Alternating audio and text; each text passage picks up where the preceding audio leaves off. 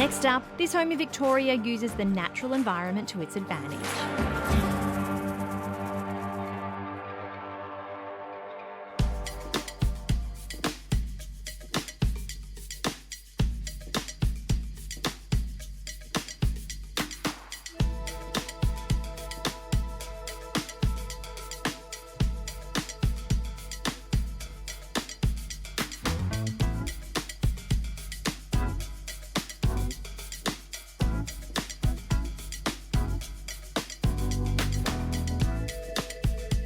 Jess, Val, this is something different because normally you're hosting Australia's Best Pools with me, but today we're having a look at your house and I've got to say, this is magnificent.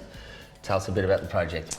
Well, it's a big renovation. It took about 12 months, do you think? Just under. Just under 12 months to come up with this result. There was an old section of the house, very 80s, 90s, very dated yellow walls.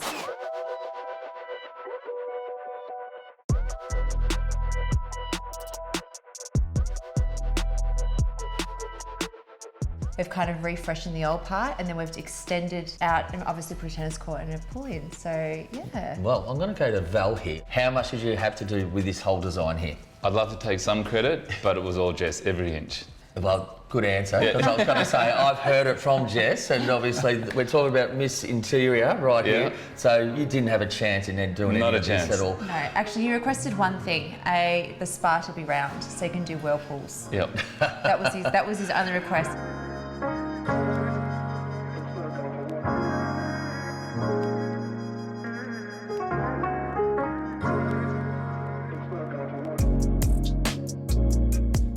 Called Lord White, and we've got it featured throughout the home. So we've got it in the bathrooms, the kitchens, and you'll just see little features here. Yep. I love that it's got like a pink through it, very girly, as I've got two girls. And I love like little accents of pink, so I really wanted a stone that had like a pink feature through it, but also not too busy. So a lot of the interior styling in terms of like the flooring and all the stone choices and stuff were mine. But we had, so the Melbourne builder has the Melbourne designer, Nauru, and he did a lot of like the architectural things, a lot of the curves, and kind of put my ideas into life. He even put the round spa into the curves outside. Yeah. So he kind of tied it all in really nicely. And obviously we had a feature of a pole that we could not get rid of. It was going to cost, I think, $90,000. Because that was a curve, he wanted to kind of tie it all in by putting curves in other areas.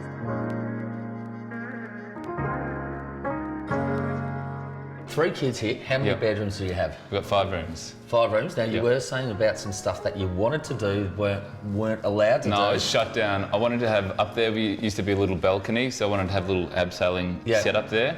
And the curved wall on the other side, I wanted to have a rock climbing wall. Yeah. But shut down. Really? Yeah. Taking all this fun away, Jess. Well, yeah, it's called Happy Wife, Happy Life. Yeah. Well, I know that one's for sure. Let's have a look at the rest of the house here, because what I'm seeing at the moment is amazing, but I have not seen upstairs. Oh, haven't you? No. I'll show you upstairs. Let's go and do it. Let's go.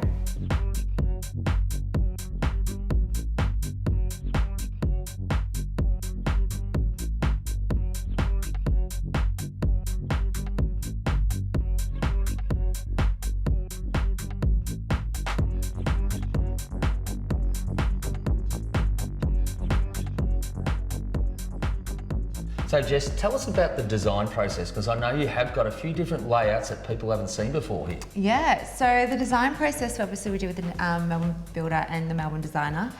It was actually such an easy, there wasn't a lot of back and forth, and he did say that we were one of the easiest clients ever, which is great, I think, because I had so much trust in them. But also when we were designing with the property, we actually were in lockdown. So one of the biggest things, homeschooling, was just such a nightmare. So we actually put in an extension above the alfresco area where it's actually a walk-in robe, but also a study area for the 3 kids. So it's kind of like a little mini school behind a secret door. And you've got to say, that is pretty cool. It's pretty cool. And my daughter keeps a bat there because she calls it a panic room.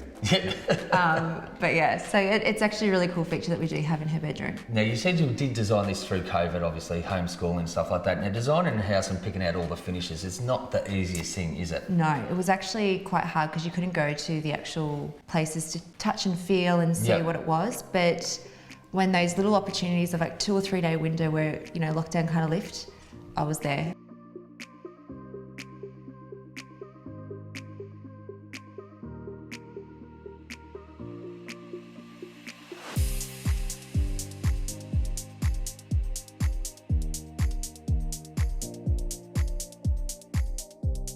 Tell us about this backyard. Yeah, this is my happy zone. I mean, obviously the tennis court's brilliant. It's we got to squeeze in just the right dimensions for a home tennis court, which is great. Pool, like we love, we use it all the time. Yep. But we found from our previous homes that the spa is where we spend most of our time. So, you know, you can use it all year round. It opens up beautifully onto the alfresco area. So for entertaining and for parties, I mean, you can have tennis parties, birthdays, whatever. It's so good to open everything up.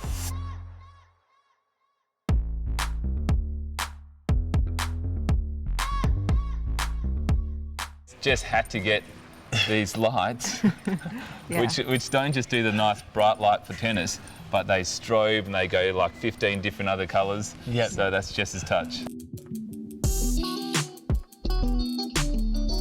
Now, this house is powered by solar, isn't it? In our previous house, we were mostly electrics, and the electric bills were going through the roof.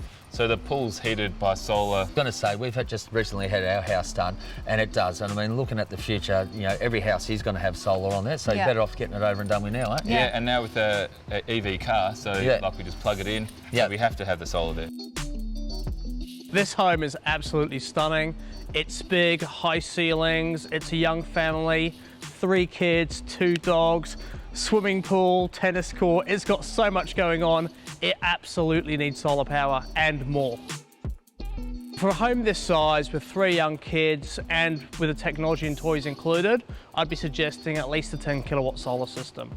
But to be completely honest, whatever you could fit on the roof, you should do. Maximise every little square inch you have with as many panels as possible. So with Jess and Val coming to Energy Matters saying, what can I do for solar power and renewable energy? The first thing we would do is partner them with 3 local solar retailers, whose role would be to understand their requirements, have a look at their energy bill, have a look at their roof, and determine what size solar power system they could install and what would work with Jess and Val, considering they're a young family and you need to take into account not just today's electricity consumption, but the futures as well. Having partnered them with 3 retailers, they would choose the quote and the company they felt really resembled what they were looking for inside of a solar power installer and go ahead and get solar power installed.